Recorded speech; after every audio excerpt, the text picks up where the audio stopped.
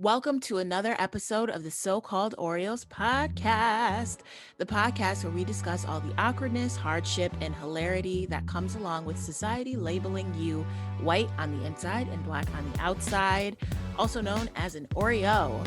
I am Janae, here with my co-host. Kia Swinton. What's up, y'all? Hey, gang. You guys are hearing us without an Oreo. We are a 2-pack today, not a 3-pack. The homie Amari had some family business to attend to. She's fine, she's good, she's happy, she's living. It's good family business. It's good family business. So it's just gonna be us today, but we will be joined by a very special guest that some of you guys might recognize. Yeah, we'll be joined by my favorite guest of the podcast.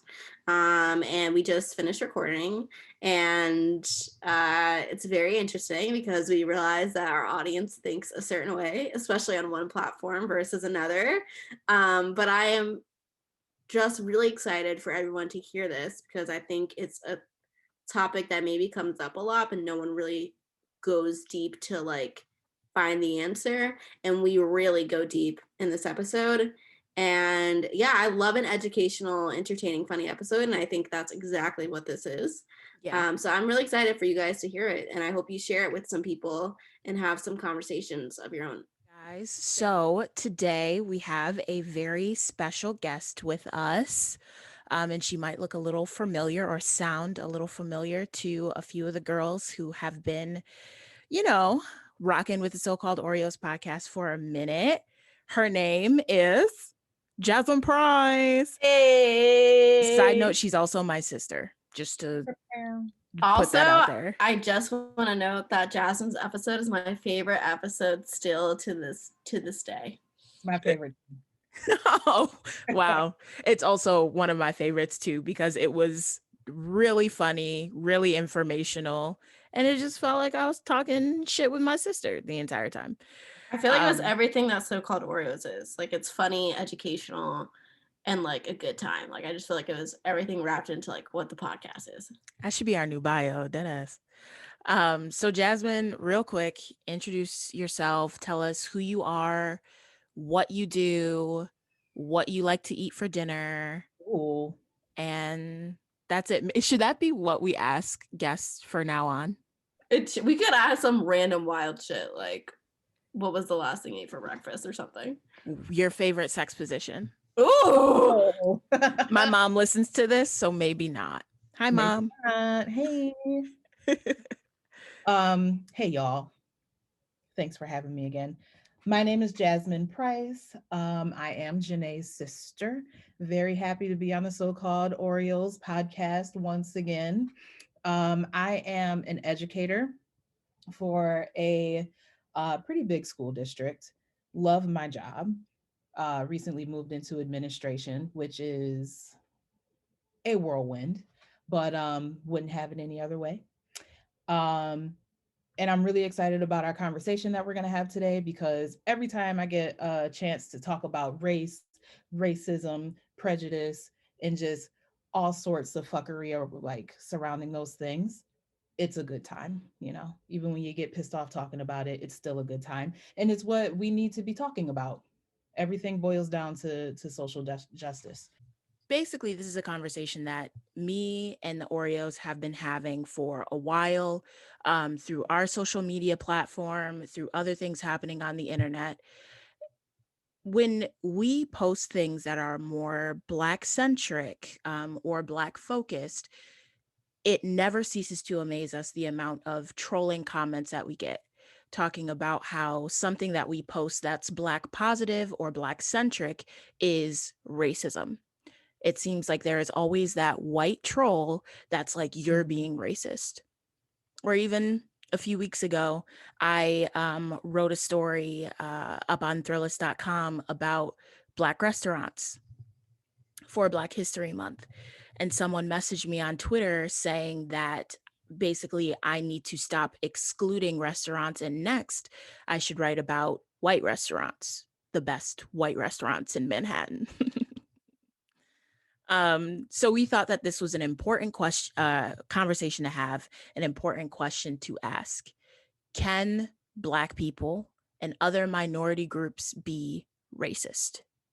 And we brought Jasmine on today because Jasmine has a wealth of knowledge. Like she said, she's an educator. She's taught a college course around the subject, and she continues to mold young minds of color, and talk and teach about these topics. So we figured that we would bring Jasmine in to help us out with this conversation. Yeah. So, first, we want to start off with the definition of prejudice. And just to give a little note, I honestly think that we have to have these conversations because people don't really know the definitions of these words. I think we tend to just lump everything into the same definition of like hatred, instead of really looking at what these words mean. So, prejudice is the prejudgment about another person based on the social groups to which that person belongs to. Prejudice consists of thoughts and feelings, including stereotypes, attitudes, and generalizations that are based on little or no experience and are projected onto everyone from that group.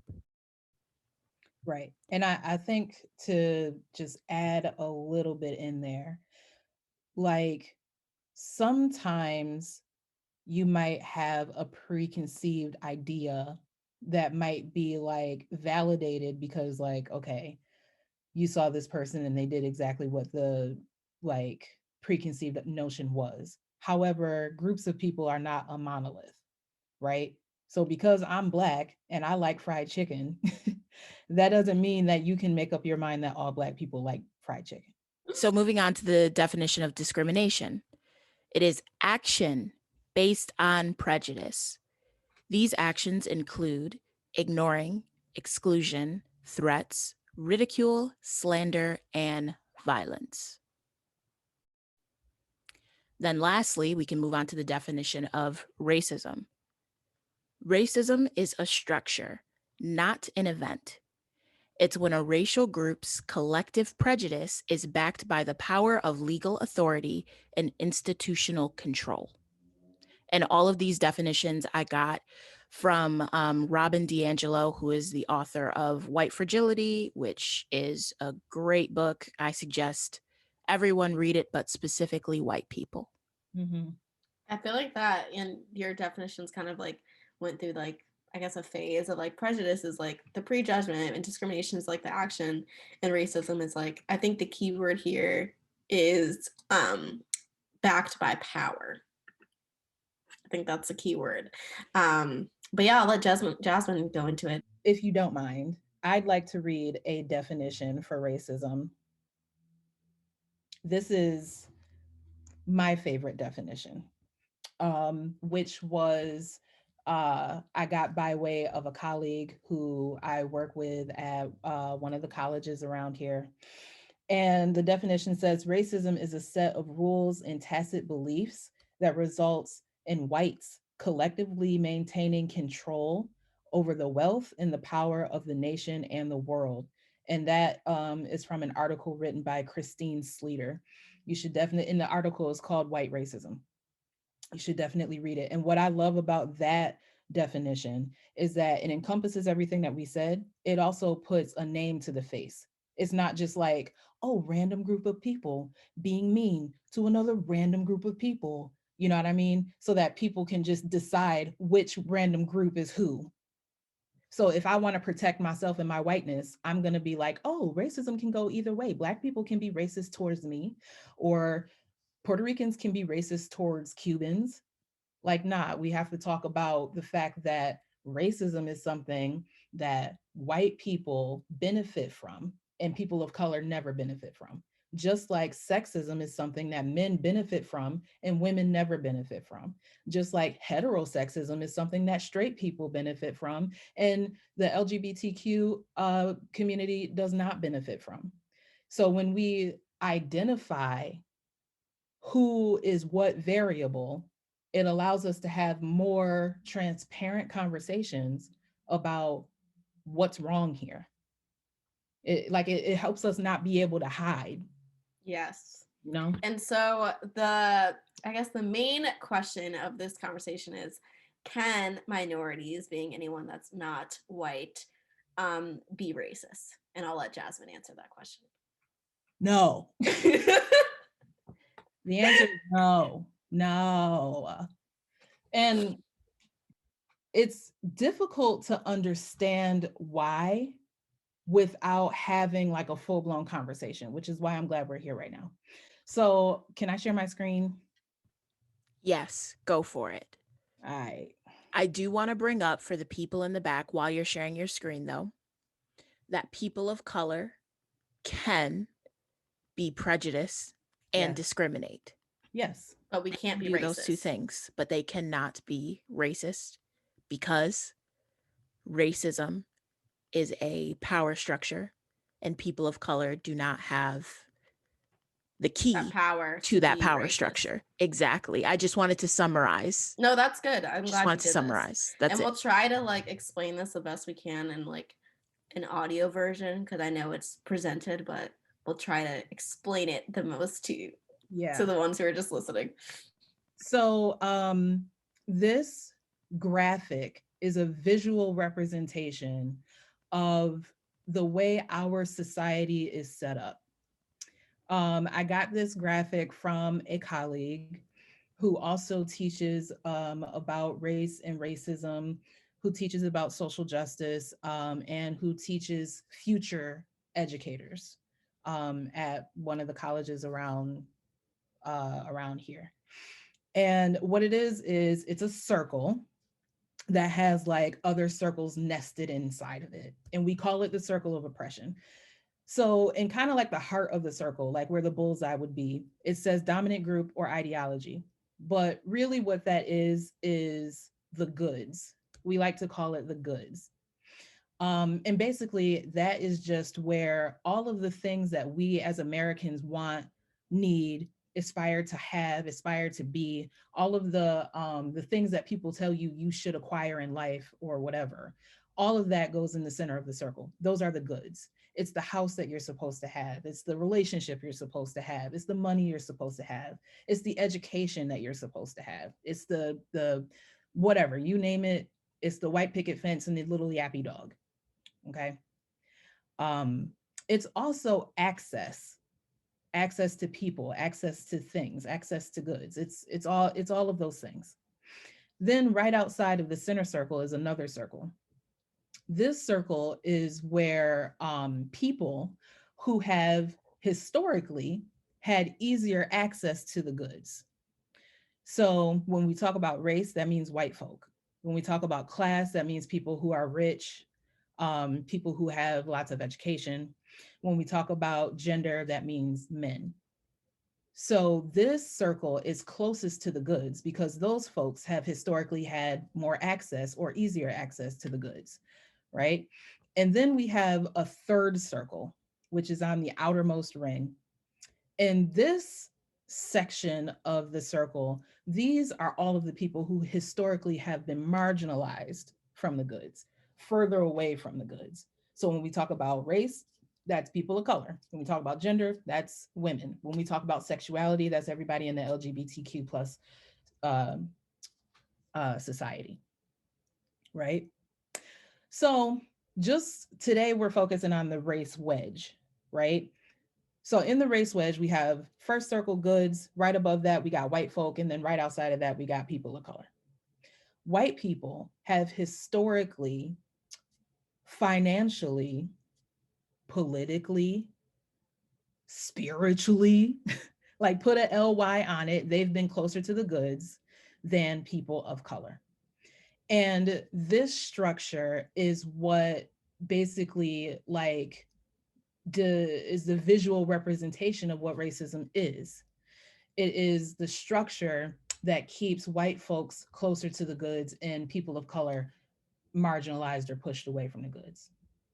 Now, there are certain things that we can do, say, believe, talk about to kind of perpetuate this circle, to keep everything in place the way that it's always been, right? And those kinds of things that we can do to keep this circle's structure strong are like forms of oppression. So In our country, okay, we are taught that everybody has equal opportunity. Like all you got to do is work hard and you're going to have access to the goods, right? You work hard and you can get your education. You work hard and you can get that house and the yappy dog in your heterosexual relationship. I don't know why that cracked me. But yeah, so anyway, we are told that this circle represents our society. We got the goods in the middle here, and then everybody around the circle has equal access to it, whether you're middle aged or young, whether you're man or woman, or whether you're someone with disabilities or not, or whether you are white or a person of color. So, this is what we want to believe, but this is not the way our society is actually set up. Our society is actually set up like this, like the circle of oppression. And it's So the circle of equality, was that the one previous? Equal opportunity. The circle of equal opportunity is kind of like the myth and like what we want to believe, what we think we can manifest, I'm gonna say. But the reality is there's a circle of oppression where the goods, you just really, if you're not born into the goods, you just will almost never have the goods. Is that correct? Right. It's like if you're not born in a position of privilege, or at least tethered to someone who has privilege, then it's going to be harder for you to have access to the goods or to the privilege. Thanks so much for tuning into this week's episode. You can talk to us on all social media at so-called Oreos, and you can email us at socalledoreos@gmail.com with any questions or feedback. We have had some people recently like slide into our email just to say, hi, I love you, I understand you. Like, yeah, do it. Do it. Do it. We love the gang. But anyway, you can listen to us anywhere you get your podcasts, and we would love it if you could rate and subscribe and leave a review. Until next time, bye.